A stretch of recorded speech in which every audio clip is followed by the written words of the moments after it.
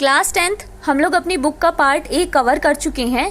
Part A में हम लोग चैप्टर 1 और 2 कंप्लीट करके आगे बढ़ रहे हैं। आज हम लोग डिस्कस करेंगे अपनी बुक का पार्ट बी जो कि है vocational skill.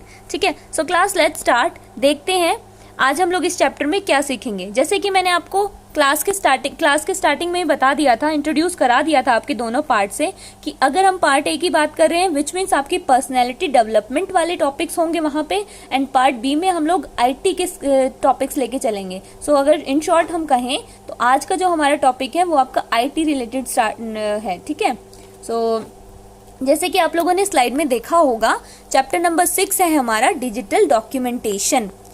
So digital documentation के अगर इस चैप्टर के इंट्रो की बात की जाए, इंट्रोडक्शन की, सो जैसे कि एक छोटा सा एग्जांपल देके मैं आपको समझाऊंगी कि जैसे आप लोग कभी सेल फोन्स लेते हो। ठीक है, सभी सेल फोन के जो बेसिक फीचर्स होते हैं, बात आप उससे कॉलिंग कर सकते हो, मैसेजिंग कर सकते हो। ठीक है, ये सब तो सभी में होते हैं। ठीक है, बेसिक फीचर्स तो सभी के सेम होते हैं, बट हर एक कंपनी सेल फोन कंपनी क्या करती है, उसमें अपने कुछ नए एडवांस फीचर बनाती है जो अलग मार्केट में और सेल फोन कंपनी से उनके फोन को अलग बनाती है वो। ठीक है, वो फीचर सेम ऐसे ही यहाँ पे अगर हम बात करें तो ये जो आपका चैप्टर नंबर 6 है उसमें जो सॉफ्टवेयर हम डिस्कस करने वाले हैं और आपका जो MS वर्ड है, सेम चीज उनमें वही डिफरेंस है।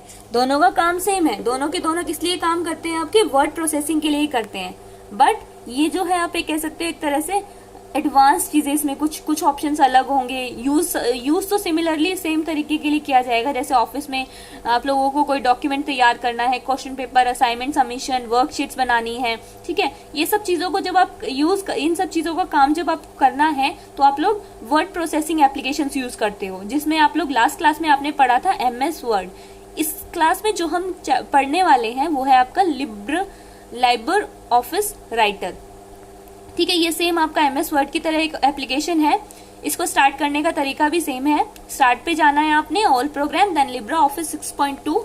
जैसे आपको MS वर्ड ओपन करने के लिए माइक्रोसॉफ्ट ऑफिस ओपन करना होता था, यहाँ पे लिब्रा ऑफिस राइटर ओपन करने के लिए आपको लिब्रा ऑफिस 6.2 ओपन करना है। देन आप लिब्रा ऑफिस राइटर सिलेक्ट करेंगे और आपके सामने इस तरह की एक स्क्रीन आएगी। ठीक है, सभी को क्लियरली दिख रही है ना स्क्रीन, विंडो स्क्रीन?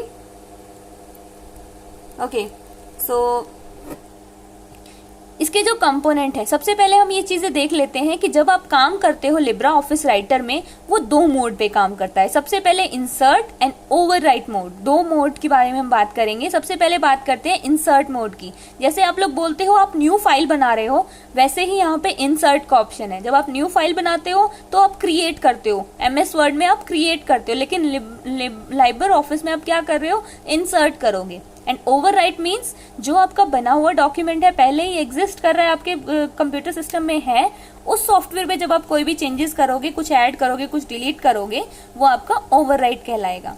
ठीक है, component of Liber office writer. Liber office writer के कंपोनेंट्स क्या क्या होते हैं, सेम आप देखोगे अगर जब हम पढ़ेंगे इनको, तो जैसे आपने MS वर्ड में पढ़ा था सेम वही है आपके कंपोनेंट। टाइटल बार क्या होता है, हर एक स्क्रीन के इंटरफेस, जब भी आप किसी स्क्रीन को देखते हो सबसे टॉप पे जो आपको बार मिलता है टाइटल बार, उसमें क्या क्या होता है, उस एप्लीकेशन का नाम होता है और फाइल का नाम होता है। यहाँ पे देखेंगे आप अनटाइटल्ड 1 दिखाया हुआ है। क्यों लिखा है ऐसा, क्योंकि जो लाइबर ऑफिस है ये आपका सेव नहीं है। ठीक है, ये फाइल अभी आपने बनानी शुरू की है, तो जब सेव फाइल नहीं होती तो उसमें ऐसे ही नाम आते हैं, अनटाइटल्ड या न्यू डॉक्यूमेंट, ऐसे कुछ करके। ठीक है, तो यहाँ पे ये और साथ में देखो, आप देखोगे तो लाइबर ऑफिस राइटर यहाँ पे नाम लिखा हुआ है इस एप्लीकेशन का। ठीक है, द नेक्स्ट थिंग है मेन्यू बार। इसी के बिल्कुल नीचे जैसे आप लोग MS वर्ड यूज करते थे, वहां हम लोग टैब्स की बात करते थे, टैब्स के साथ आपको मेन्यूज मिलते थे। यहाँ पे आपको मेन्यू बार मिलते हैं और वहां पे आपको उसके नीचे कमांड्स मिलती हैं। ठीक है, उसके बाद है साइड बार। साइड बार में क्या होता है, यहाँ पे आपको राइट हैंड साइड में एक साइड बार दिया होता है जिसमें आपको कुछ आइकन दिए होते हैं जो आप हाइड भी कर सकते हो। ठीक है, जो एडिटिंग के लिए यूज किए जाने वाले होते हैं। टूल बार में location, Liber office has 2 type of tool bar location. 2 तरह की होती है, एक तो फिक्स कर लेंगे और एक फ्लोटिंग। फिक्स का मतलब बिल्कुल नीचे फिक्स रहेगी, मूव नहीं कर सकते आप इसको, एंड देन फ्लोटिंग मतलब आप इसको चेंज कर सकते हो, up down, right hand side, left hand side. ठीक है, वर्क स्पेस के अकॉर्डिंग आप इनको चेंज कर सकते हो इसको।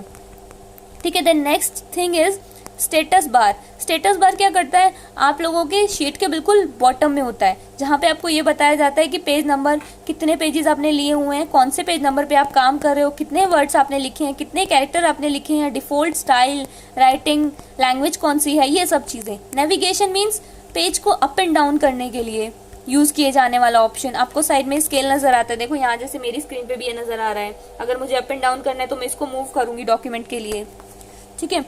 Then next vertical block text.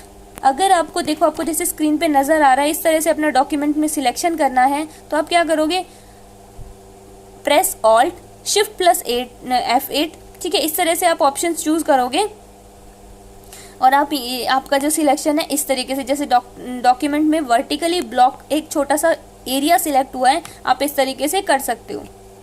The next thing is checking spelling and grammar. आप लोगों को अगर याद होगा तो हम लोगों ने MS वर्ड में भी ये चीज़ पढ़ी थी। अच्छा ठीक है, देखो ऊपर ना एक चीज़ मिस कर जाते हैं हम, Ctrl+H करके एक ऑप्शन दिया हुआ है, विच मीन्स अगर डॉक्यूमेंट में आपको कुछ भी ढूंढना है या रिप्लेस करना है तो आप यहाँ से Ctrl+H से कर सकते हैं, ठीक है।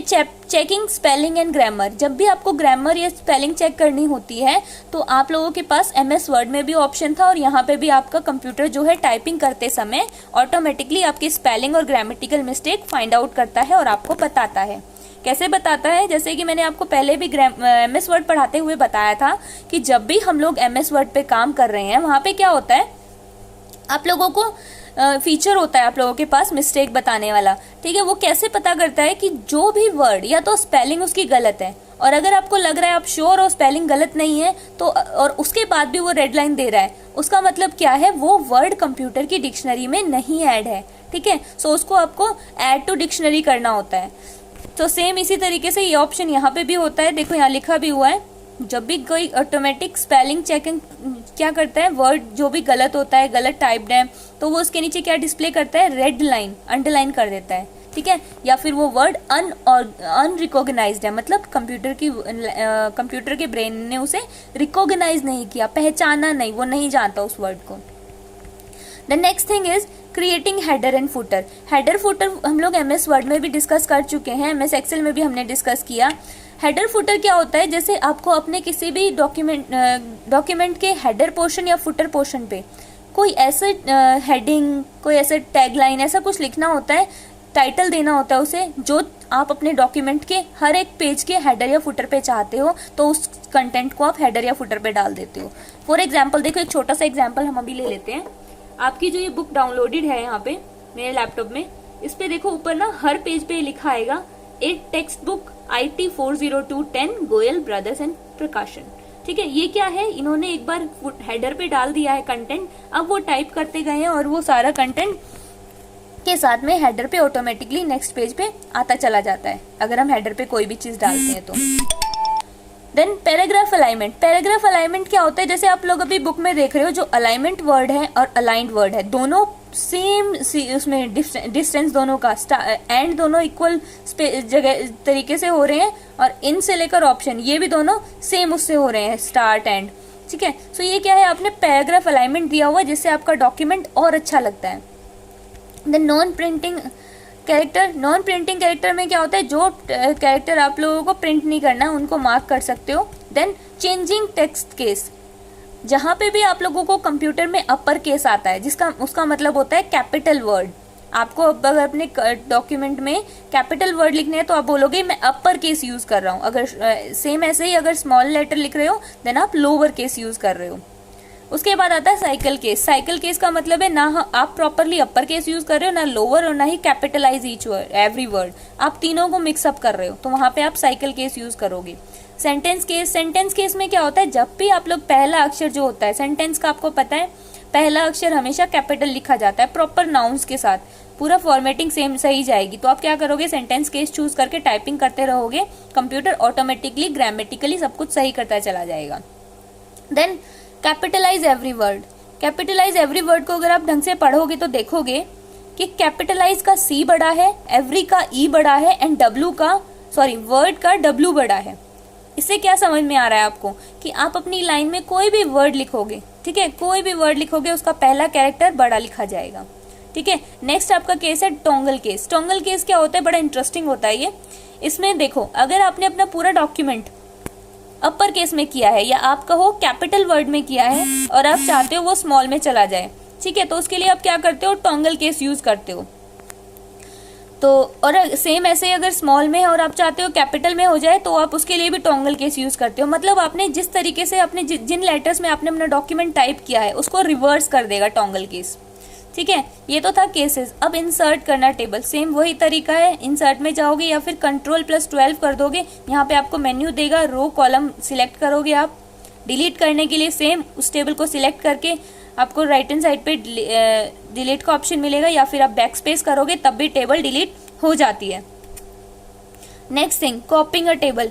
कॉपी टेबल को सिलेक्ट करेंगे, देन Ctrl+C, एंड जहाँ पे भी आपको पेस्ट करना है आप Ctrl+V कर दोगे। मूविंग अ टेबल मीन्स आप लोगों को टेबल को कट करना है, ठीक है, एक जगह से हटा के दूसरी जगह रखना है, तो आप Ctrl+X Ctrl+V करोगे सिलेक्ट करके। सिंपल तरीका जो हम लोग MS वर्ड में करते आए हैं।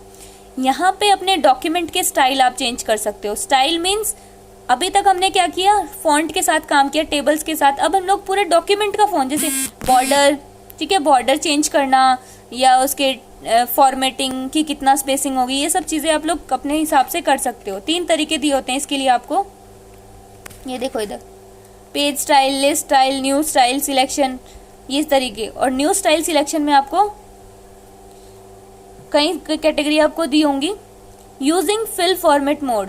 फिल फॉर्मेट मोड अगर आपको याद हो, MS वर्ड में हमने ना एक ऑप्शन किया था फॉर्मेटिंग, फॉर्मेट, जो आपका कट कॉपी पेस्ट के साइड में, जब आप MS वर्ड स्टार्ट करते हो तो जब आप लोग MS वर्ड स्टार्ट करते हो तो वहाँ पे स्टार्टिंग में ही फॉर्मेट का ऑप्शन मिलता है। उससे क्या होता है, जब आप लोग यूज कर रहे होते हो वहाँ पे, तो उसमें क्या चीज़ थी कि आप लोगों को जो भी कैरेक्टर में, फॉर एग्जांपल ये ब्लू कलर में लिखा है और मैं चाहती हूँ कि इसमें मेरे को कोई चेंज नहीं करना, दोबारा नहीं लिखना चाहती मैं, तो फॉर्मेट को आप कॉपी कर लोगे और यहाँ पे जब आप कर्सर को लेके आओगे तो ये जो ब्लू कलर है, सेम वही वाला ब्लू कलर इन टेक्स्ट का भी चेंज हो जाएगा, ठीक है। तो इस तरीके से आप फिल फॉर्मेट मोड से फॉर्मेट चेंज कर सकते हो। Then next thing is keyboard shortcut. Keyboard shortcut के लिए देखोगे आप लोगों को अलग अलग तरह के स्टाइल्स को आप लोग शॉर्टकट की मदद से भी अप्लाई कर सकते हो। जैसे अगर आप Ctrl+0 दबाओगे तो आप टेक्स्ट बॉडी स्टाइल को देखोगे अपनी डॉक्यूमेंट का चेंज हो जाएगा। Ctrl+1 दबाओगे तो हेडिंग 1 चेंज होगी, Ctrl+2 दबाओगे तो हेडिंग 2 चेंज होगी। अब अगर आप ये चाह रहे हो कि अपना जो स्टाइल है आप उसे नया स्टाइल ऐड करना चाहते हो, क्रिएट करना चाहते हो या अपडेट करना चाहते हो, तो उसके लिए आपके पास ऑप्शंस हैं। यहाँ आप लोग देखोगे स्टाइल्स में जाके आप न्यू स्टाइल में जाओगे तो इस तरीके का आपको स्क्रीन में, जो राइट हैंड साइड पे आपको स्क्रीन पे दिख रही है पिक्चर, इस तरह की दिखाई देगी। नाम डाल के आप ओके करोगे और बॉर्डर कैसा चाहिए, कलर कैसा चाहिए, आप अपने हिसाब से उसको चेंज कर सकते हो, ठीक है। ये तो हो गया नया क्रिएट करने का तरीका। देन आप उसको अपडेट करना चाहते हो, फॉर एग्जाम्पल आपने बहुत ही ब्राइट बॉर्डर ले लिया, आपको उसको चेंज करना है अपने पेज का, तो आप वहां से चेंज कर सकते हो, कोई परेशानी नहीं होती है। उसके बाद अगली चीज आती है लोड स्टाइल फ्रॉम टेम्पलेट और डॉक्यूमेंट। अगर आप ऑनलाइन कोई भी चीज ऑप्शन यूज करते हो टेम्पलेट के लिए तो वो भी आप कर सकते हो यहाँ पे। देन अगली चीज आती है drag and selection of create style. देखो ड्रैग एंड ड्रॉप हम लोग माउस के लिए टर्म यूज करते हैं, बहुत वो है हमारे लिए बहुत नॉर्मल है कि ड्रैग का मतलब होता है एक चीज को यहाँ से उठाना, ठीक है, बिना छोड़े, माउस के लेफ्ट बटन को बिना छोड़े एक पॉइंट से दूसरे पॉइंट तक लाना और उसे वहां लाके छोड़ देना। इस प्रोसेस को बोलते हैं ड्रैग एंड ड्रॉप।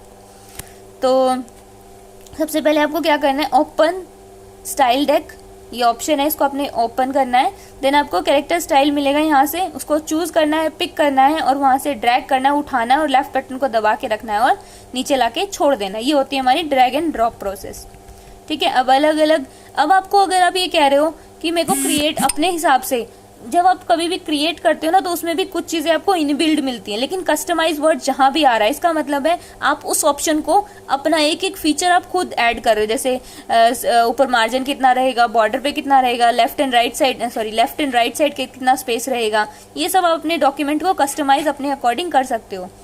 इसे कस्टमाइज बोलते हैं। देखो